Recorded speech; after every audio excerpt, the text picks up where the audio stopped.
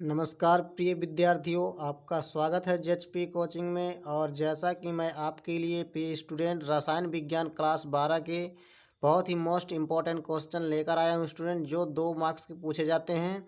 और ये जो स्टूडेंट क्वेश्चन है ये हर बार एग्ज़ाम में पूछेगा स्टूडेंट। और हमने अनसॉल्व्ड भी हल कराया स्टूडेंट, और ये क्वेश्चन जो है अनसॉल्व्ड में भी हर सेट में मिले हैं। तो मैं इसीलिए स्टूडेंट मैं बता दूं, आपके लिए मैं बहुत ही इंपॉर्टेंट क्वेश्चन लेकर आया हूं, जो कि आपके एग्ज़ाम के लिए बहुत ही इंपॉर्टेंट है प्रिय स्टूडेंट। आप इन्हें ज़रूर से ज़रूर स्टूडेंट देखिए प्रिय स्टूडेंट। और हमारा जो वीडियो स्टूडेंट ये शुरुआत से अंत तक ज़रूर देखिएगा, ताकि आपको बहुत ही इंपॉर्टेंट क्वेश्चन मिल सकें स्टूडेंट, और आप अच्छे एग्ज़ाम में मार्क्स ला सकें स्टूडेंट। ठीक है, तो चलते हैं। देखिए प्रिय स्टूडेंट कि हमारे क्वेश्चन कौन कौन से हैं और कौन से हैं मोस्ट इम्पॉर्टेंट। तो देखिए नंबर 1 स्टूडेंट हमारे पास है स्टूडेंट, इंपॉर्टेंट क्वेश्चन जो है हमारे पास नंबर 1 में है 60 की दोष क्या है, उदाहरण सहित समझाइए। क्या स्टूडेंट, हमारे पास बहुत इंपॉर्टेंट क्वेश्चन है ये। क्या कह रहा है, 60 की दोष क्या है, उदाहरण सहित समझाइए। ठीक है, तो देख लेते स्टूडेंट हम 60 की दोष क्या है और इसके उदाहरण क्या है। ठीक है स्टूडेंट, तो देखिए 60 की दोष क्या है स्टूडेंट, कि वह दोष जो क्रिस्टल में धनायन तथा ऋणायन के समान संख्या में, क्या स्टूडेंट, वह दोष जो क्रिस्टल में धनायन तथा ऋणायन के समान संख्या में अपने स्थानों से, क्या स्टूडेंट, अपने ही स्थानों से लुप्त होने के कारण रिक्त स्थानों का निर्माण करते हैं। आपको पता है स्टूडेंट, जब धनायन या ऋण आयन के समान संख्या में स्टूडेंट अगर अपने स्थान से अगर लुप्त होंगे, तो वहाँ पर स्टूडेंट जायज़ सी बात है कि रिक्त स्थान जरूर उत्पन्न होगा स्टूडेंट। तो क्या होगा, वहाँ पर रिक्त स्थान जरूर आएगा, क्योंकि स्टूडेंट धनायन हो या ऋणायन अगर स्टूडेंट अपने अगर स्थानों से अगर लुप्त हो रहे हैं, तो वहाँ रिक्त स्थानों का निर्माण करते हैं। क्या होगा स्टूडेंट, वहाँ रिक्त स्थानों का निर्माण जरूर होगा। तो वहाँ क्या स्टूडेंट रिक्त स्थानों का निर्माण करते हैं, 60 की दोष कहलाता है। तो बहुत ही सिंपली परिभाषा स्टूडेंट क्या लिखा है, कि वह दोष जो क्रिस्टल में धनायन तथा ऋणायन के समान संख्या में अपने स्थानों से लुप्त होने के कारण रिक्त स्थानों का निर्माण करते हैं, 60 की दोष कहलाता है। ठीक है स्टूडेंट, तो मैं बता दूं और इम्पोर्टेंट पॉइंट है, इस प्रकार के दोष उच्च आयनिक यौगिकों तथा उच्च समन्वय संख्या जिनके धनायन तथा ऋणायनों के आकार समान होते हैं उत्पन्न होते हैं। किनमें, 60 की दोष। ठीक है स्टूडेंट, तो देखिए यहाँ पर 60 की दोष के उदाहरण है स्टूडेंट, बहुत ही इंपॉर्टेंट उदाहरण है। जैसे हमारे पास है NaCl, जिसे हम कहते हैं नमक, सोडियम क्लोराइड स्टूडेंट। इसके बाद हमारे पास example KBr, potassium bromide, KCl, potassium chloride आदि और भी हो सकते हैं स्टूडेंट। ठीक है, ये हमारे 60 की दोष के स्टूडेंट एग्जाम्पल हैं। आप बहुत ही अच्छी तरह से स्टूडेंट आप इसे याद कर लीजिएगा स्टूडेंट, ये बहुत ही पूछा जाता है स्टूडेंट क्वेश्चन, ये 2 मार्क्स का। इसके बाद हम नेक्स्ट क्वेश्चन देखते हैं स्टूडेंट। हमारे पास देखिए यहाँ पर नेक्स्ट क्वेश्चन क्या कह रहा है, नंबर दूसरा है फ्रैंकेल दोष क्या है। क्या कह रहा है, फ्रैंकेल दोष क्या है, उदाहरण सहित समझाइए। ये भी बहुत इंपॉर्टेंट क्वेश्चन स्टूडेंट, फ्रैंकेल दोष। ठीक है, इसे भी हम जान लेते हैं फ्रैंकेल दोष है क्या। तो देखिए, यह दोष किसी क्रिस्टल जालक में उपस्थित धनायनों के, क्या स्टूडेंट, यह दोष किसी क्रिस्टल जालक में उपस्थित धनायनों के लुप्त होने के कारण होता है। वो जो स्टूडेंट 60 की दोष था, वो क्या था, धनायन तथा ऋणायन के समान संख्या में अपने स्थान से लुप्त हो रहे थे। यहाँ पर क्या स्टूडेंट, यह जो दोष है किसी क्रिस्टल जालक में उपस्थित धनायनों के कारण, धनायनों के लुप्त होने के कारण होता है। ठीक है स्टूडेंट, यहाँ पर बहुत ही इंपॉर्टेंट पॉइंट बोला गया है कि यहाँ जो ये दोष है जो धनायनों के लुप्त होने के कारण होता है स्टूडेंट, तथा इसमें रिक्तिका दोष तथा अंतराकाशी दोष भी उत्पन्न हो जाते हैं। यहाँ पर स्टूडेंट अगर धनायन लुप्त होंगे तो वहाँ रिक्तिका दोष तो जरूर उत्पन्न होगा, क्योंकि वहाँ पर रिक्त स्थान हो जाएगा स्टूडेंट, क्योंकि धनायन जब लुप्त होंगे तो रिक्तिका दोष तथा अंतराकाशी दोष भी उत्पन्न हो जाते हैं। किनमें, 60 की दोष में। इसे विस्थापन दोष भी कहा जाता है।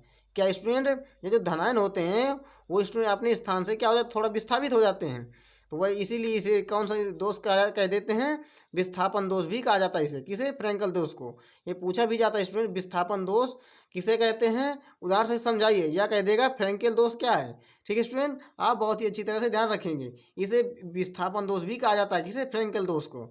ठीक है स्टूडेंट, इसके बाद हम जान लेते हैं इस दोष में धनायनों एवं ऋणायनों के आकार क्या होते हैं, असमान होते हैं। क्या होते हैं स्टूडेंट, असमान होते हैं। ठीक है, वहाँ पर क्या था, समान होते हैं, मगर यहाँ पर क्या है, असमान होते हैं स्टूडेंट। जैसे हमारे पास उदाहरण में student AgBr silver bromide, AgCl ZnS आदि और भी एग्जाम्पल हो सकते हैं स्टूडेंट। ठीक है, आप ये दोनों क्वेश्चन बहुत ही अच्छी तरह से स्टूडेंट याद कर लेंगे। मैं बता दूं स्टूडेंट, अगर यहाँ पर 4 नंबर का जो क्वेश्चन पूछा जाएगा आपके एग्जाम में, तो स्टूडेंट पूछा जाएगा साटकी दोष तथा फ्रैंकल दोष को उदाहरण से समझाइए, ऐसा क्वेश्चन पूछ सकता है एग्जाम में। अगर 4 नंबर का क्वेश्चन बनाएगा स्टूडेंट, तो ये दोनों ही जो क्वेश्चन है देगा, साटकी दोष तथा फ्रैंकल दोष को उदाहरण से समझाइए, ऐसा क्वेश्चन पूछ सकता है। तो मैं बता दूं स्टूडेंट, दोनों ही क्वेश्चन मोस्ट इंपॉर्टेंट है, आप बहुत ही अच्छी तरह से याद कर लीजिएगा। तो देखिए प्रिय स्टूडेंट, इसके बाद हमारे पास तीसरा क्वेश्चन है, बहुत इंपॉर्टेंट क्वेश्चन स्टूडेंट, तीसरा नंबर है हमारे पास। क्या कहा है तीसरा क्वेश्चन कि राउल्ट का वाष्प दाब अवनमन नियम लिखिए। क्या कह रहा है प्रिय स्टूडेंट, बहुत ही इंपॉर्टेंट क्वेश्चन है कि राउल्ट का वाष्प दाब अवनमन नियम लिखिए, इसकी सीमाएं भी लिखिए। क्या कह रहा है, इसकी सीमाएं भी लिखना है। राउल्ट का नियम हम जान लेते हैं क्या है। तो देखिए, राउल्ट के नियम के अनुसार, राउल्ट के नियम के अनुसार किसी विलयन के वाष्प दाब का आपेक्षिक अवनमन विलय के पदार्थ के मोल प्रभाज के बराबर होता है।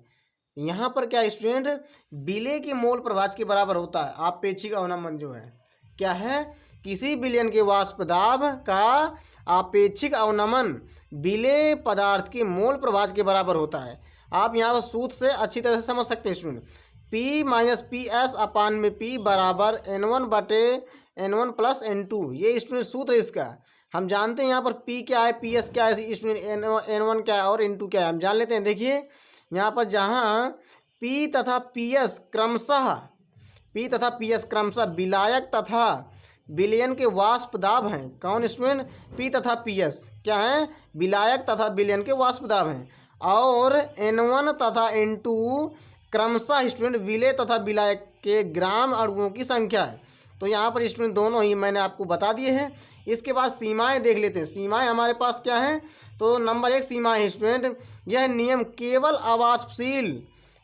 अवाष्पशील पदार्थों के विलयनों पर लागू होता है। नंबर 2 स्टूडेंट, वैद्युत अपघट्यों के विलयनों पर राउल्ट का नियम लागू नहीं होता स्टूडेंट। यह इसकी सीमाएं स्टूडेंट, और भी सीमाएं हो सकती हैं, मगर यहाँ पर मैंने स्टूडेंट 2 ही सीमाएं बता रखा है। आप 2 ही सीमाएं अच्छी तरह से याद कर लीजिएगा, क्योंकि ये 2 नंबर का क्वेश्चन है और इतना बहुत होता है 2 नंबर में स्टूडेंट। ठीक है, इसके बाद हम चलते हैं नेक्स्ट क्वेश्चन की तरफ। तो देखिए प्रिय स्टूडेंट, चौथा हमसे क्वेश्चन कह रहा है कि मोलरता को उदाहरण से समझाइए। क्या कह रहा है, मोलरता को उदाहरण से समझाइए। तो इसमें जान लेते हैं स्टूडेंट कि मोलरता क्या है। और हम जानते हैं कि ये स्टूडेंट किसी विलयन के एकांक आयतन में उपस्थित विलय के मोलों की संख्या मोलरता कहलाती है। सूत्र होता है स्टूडेंट, मोलरता बराबर विलय के मोलों की संख्या बटे विलयन का आयतन लीटर में। हमने स्टूडेंट जो है सूत्र से ही परिभाषा बना दी है। तो मैं बता दूं स्टूडेंट, क्या होता है, मोलरता बराबर होता है विलय के मोलों की संख्या बटे विलयन का आयतन लीटर में। तो वही है स्टूडेंट की एकांक आयतन में जो आयतन होता है स्टूडेंट वो लीटर में होता है। अगर हम स्टूडेंट आयतन को अगर स्टूडेंट एकांक मान लें, क्या मान लें, अगर आयतन को एकांक मान लें, तो एकांक आयतन में उपस्थित विलय के मोलों की संख्या क्या कहलाएगी, हमारी मोलरता कहलाती है स्टूडेंट। तो क्योंकि सूत्र ही होता है ना, मोलरता बराबर विलय के मोलों की संख्या बटे विलयन का आयतन लीटर में। तो अगर स्टूडेंट आयतन अगर एकांक मान लें हम, तो एकांक आयतन में उपस्थित विलय के स्टूडेंट जो मोलों की संख्या है ना, क्योंकि ऊपर क्या होता है विलय के मोलों की संख्या, नीचे क्या होता है विलयन का आयतन लीटर में। तो अगर आयतन अगर स्टूडेंट एकांक मान लें, तो एकांक आयतन में उपस्थित विलय के मोलों की संख्या को हम क्या कह देते हैं, मोलरता कहते हैं स्टूडेंट। तो वही स्टूडेंट परिभाषा लिखी हुई है, बिल्कुल सिंपली परिभाषा, क्योंकि हमने सूत्र से बनाई है। आप सूत्र भी नोट कर सकते हैं, मोलरता बराबर विलय के मोलों की संख्या बटे विलयन का आयतन लीटर में। स्टूडेंट मैंने आपको बोल दिया है, आप लिख सकते हैं। इसके बाद क्या है स्टूडेंट, उदाहरण है। उदाहरण क्या है कि 0.2 मोलरता का तात्पर्य है स्टूडेंट, 0.2 मोलरता का तात्पर्य है कि विलय के 0.2 मोल को 1 लीटर विलयन में घोला गया है। क्या स्टूडेंट, आप यहाँ पर कुछ भी संख्या मान सकते हैं स्टूडेंट, हमने 0.2 माने हैं, आप 0.34 कुछ भी मान सकते हैं, ठीक है। तो 0.2 मोलारता का तात्पर्य यह है स्टूडेंट, क्योंकि जो 0.2 मोलारता का अगर हम देखते हैं यहाँ पर तात्पर्य इसका यह है कि विलय के 0.2 मोल को 1 लीटर विलयन में घोला गया है। किसमें, क्योंकि आयतन जो है हम 1 माने हैं, यहाँ पर हम आयतन कितना मान लिया, 1 मान लिया। तो आयतन स्टूडेंट अगर 1 मान लेंगे तो विलय के मोल कितने घुलेंगे, 0.2। तो वही स्टूडेंट कि अगर 0.2 मोलरता अगर आई है तो इसका तात्पर्य क्या होगा कि ये स्टूडेंट जो आयतन होगा वो 1 लीटर होगा और विलय के मोल कितने होंगे, 0.2, तभी ना आएगा हमारे पास 0.2 मोलरता। आप हल भी कर सकते हैं स्टूडेंट। तो यही इसका एग्जाम्पल हो जाएगा। इसके बाद हम देखते हैं स्टूडेंट नेक्स्ट क्वेश्चन हमारे पास क्या है। तो देखिए 5वां नंबर क्वेश्चन हमसे कह रहा है कि परासरण क्या है। क्या कह रहा है, परासरण क्या है। परासरण दाब के लिए व्यंजक लिखिए। यहाँ पर सिर्फ स्टूडेंट व्यंजक लिखना है, ठीक है, ना कि प्रूफ करना है। तो देखिए यहाँ पर परासरण क्या है, हम जान लेते हैं परासरण क्या है। तो अर्धपारगम झिल्ली से अर्धपारगम झिल्ली से होकर किसी शुद्ध विलायक से, अर्धपारगम झिल्ली से होकर किसी शुद्ध विलायक से विलयन में अथवा स्टूडेंट अथवा एक तनु विलयन से, तनु डाइल्यूट सॉल्यूशन से, तनु विलयन से सांद्र कंसंट्रेट विलयन में विलायक का स्वतः प्रवाह स्टूडेंट, क्या स्वतः प्रवाह परासरण कहलाता है। मैं बता दूं स्टूडेंट, जो विलायक के कण हैं विलायक का स्वतः प्रवाह परासरण कहलाता है। कब, क्या स्टूडेंट, परासरण में क्या होता है, जो तनु विलयन होता है, तनु से सांद्र की ओर अगर प्रवाह होगा, किसका, विलायक के कणों का, विलायक का, कहाँ से, तनु से सांद्र की ओर, यानी वो डाइल्यूट से कंसंट्रेट की ओर ना। तो स्टूडेंट क्या होगा वहाँ पर, वह हमारा जो दाब होगा वो क्या होगा, परासरण होगा। क्या होगा स्टूडेंट, परासरण। क्या कह रहा है, अर्धपारगम झिल्ली से होकर किसी शुद्ध विलायक से विलयन में अथवा एक तनु विलयन से सांद्र विलयन में विलायक का स्वतः प्रवाह परासरण कहलाता है। मैं बता दूं स्टूडेंट, जो तनु विलयन से सांद्र की ओर जाएंगे, कौन जाएंगे तनु से सांद्र की ओर, कौन जाएंगे स्टूडेंट, विलायक। विलायक जो होंगे इनका स्वतः प्रवाह होगा स्टूडेंट, किससे, अर्धपारगम झिल्ली से होकर, किससे, अर्धपारगम झिल्ली से होकर स्वतः स्टूडेंट, ठीक है। और इसी घटना को क्या कहते हैं स्टूडेंट, हम परासरण, इसी घटना को क्या कहते हैं, परासरण कहलाता है। इसके बाद हम जान लेते हैं व्यंजक। व्यंजक में क्या है कि पीवी बराबर एनआरटी होता है। क्या होता है सूत्र स्टूडेंट, परासरण का पीवी बराबर एनआरटी। या हम जान लेते हैं कि अगर स्टूडेंट इसे बट्टे में भेज देंगे तो पी बराबर क्या आ जाएगा हमारे पास, N/V/RT। इसके बाद क्या स्टूडेंट, हम और भी जान सकते हैं N/V होता है, N/V बराबर जो होता है वो किसके होता है, सी के। तो पी बराबर CRT भी हम लिख सकते हैं। इसकी जगह क्या हो स्टूडेंट, N/V बराबर क्या होता है हमारे पास सी, तो हम ये भी सूत्र लिख सकते हैं। तो परासरण दाब के स्टूडेंट ये तीनों ही सूत्र हैं, और तीनों ही सूत्र क्या स्टूडेंट, ये 2 ही सूत्र हैं, क्योंकि यहाँ पर इसे बटे में भेज दिया गया है, ठीक है ना। तो आप ये अच्छी तरह सूत्र याद कर सकते हैं स्टूडेंट। हम जहाँ जान लेते हैं कि ये हमारे पास ये दिए हो जो ये क्या हैं, तो P बराबर क्या स्टूडेंट, परासरण दाब है। R बराबर क्या स्टूडेंट, गैस स्थिरांक है। और V बराबर क्या है, विलयन का आयतन है। और T बराबर क्या स्टूडेंट, परमताप है। और N बराबर क्या स्टूडेंट, विलय के मोलों की संख्या। और C बराबर क्या है स्टूडेंट, विलय के मोलों की संख्या है और बटे आयतन। C बराबर क्या है, विलय के मोलों की संख्या बटे आयतन स्टूडेंट। यहाँ पर आप जान लिए स्टूडेंट। इसके बाद हम चलते हैं नेक्स्ट क्वेश्चन की तरफ। तो देखिए हमारे पास छठवां क्वेश्चन क्या कह रहा है स्टूडेंट, कि प्रतिपरासरण क्या है। छठवां क्वेश्चन क्या है, प्रतिपरासरण क्या है, इसका उपयोग लिखिए प्रतिपरासरण का, ठीक है। तो देख लेते हैं प्रतिपरासरण क्या है। तो देखिए स्टूडेंट, यदि परासरण दाब से अधिक दाब, जो स्टूडेंट परासरण दाब से अधिक दाब विलयन पर लगाया जाता है, विलयन पर लगाया जाता है, तो विलायक के अणु विलयन अधिक सांद्रता से शुद्ध विलायक कम सांद्रता की ओर प्रवाहित होने लगते हैं।